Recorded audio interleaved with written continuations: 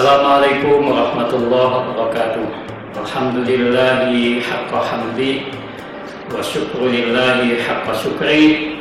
Asyhadu an la ilaha illallah wa asyhadu anna Muhammadan abduhu wa rasuluh. Hadirin jamaah rahimakumullah.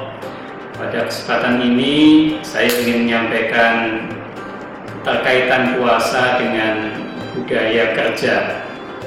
Puasa itu mengajarkan kepada kita semua untuk tetap produktif, tetap bekerja, tetap beramal seperti biasa. Meskipun kondisi fisik kita letih, lemah karena di siang hari tidak makan, tidak minum, tetapi itu tidak boleh menjadi alasan kita kemudian bermalas-malasan. Di dalam hadis Nabi memang disebutkan yatruku ta'amahu wa syarabahu wa syahwatahu. Orang yang berpuasa itu tidak makan, meninggalkan minum dan meninggalkan syahwat. Tetapi soal yang berkaitan dengan meninggalkan makan, meninggalkan minum yang membuat kita kemudian lemah fisik tadi itu tidak boleh menjadi alasan kita untuk tidur-tiduran selama berpuasa. Dan berpuasa itu seperti yang kita tahu, banyak kejadian hebat, menarik yang bisa kita amati sepanjang bulan Ramadan. Ada karya-karya besar yang dihasilkan oleh umat Islam kita selama bulan Ramadan itu.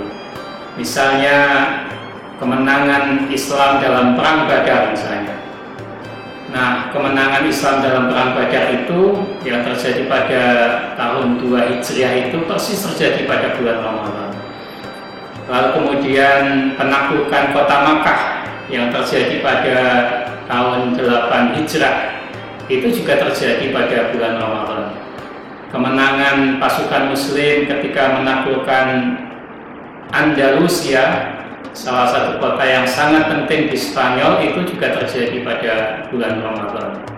Bahkan proklamasi kemerdekaan kita 17 Agustus 1945 itu terjadi juga di bulan Ramadan.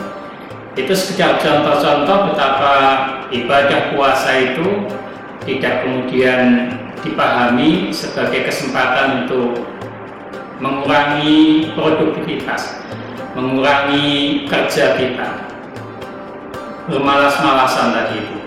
Tetapi justru sebaliknya puasa harus menjadi bagian yang penting bagi kita untuk menyemangati supaya kita tetap bekerja maksimal.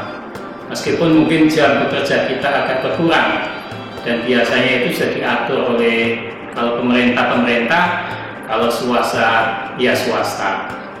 Nah, hadirin pemirsa yang dirahmati Allah Subhanahu wa taala, terkait dengan ibadah Ramadan itu, maka kita juga diingatkan ada beberapa amalan yang seringkali disebut sebagai sesuatu yang bertentangan dengan nilai-nilai puasa.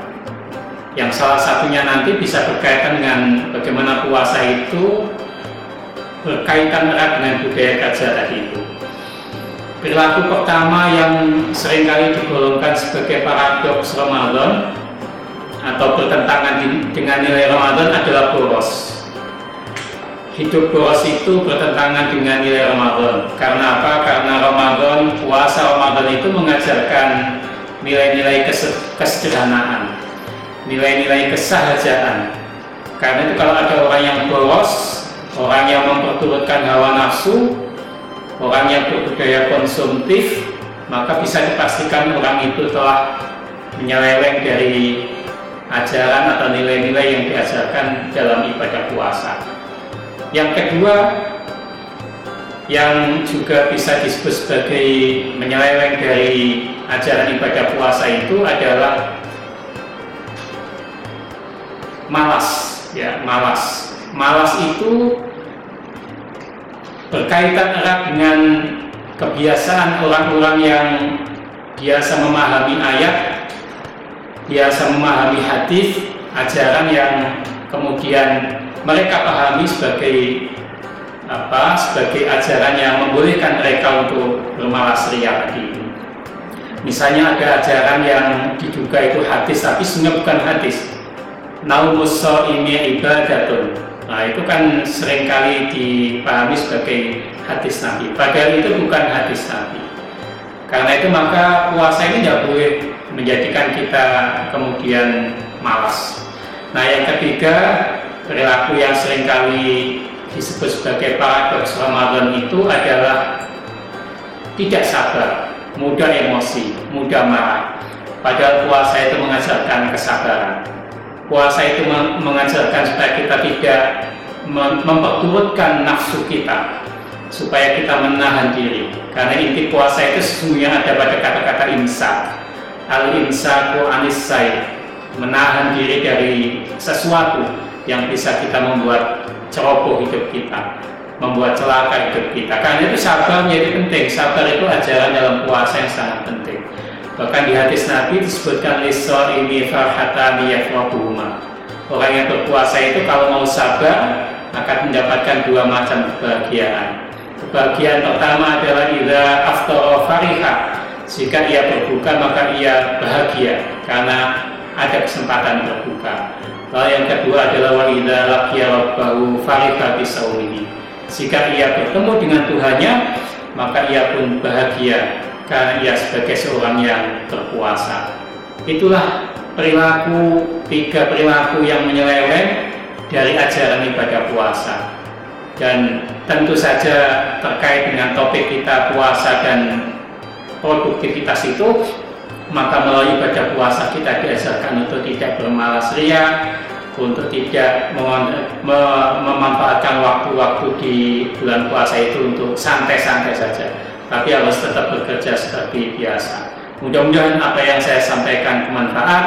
Nasrun minallah wa fathun qarib wa basyiril mu'minin. Wassalamualaikum warahmatullahi wabarakatuh.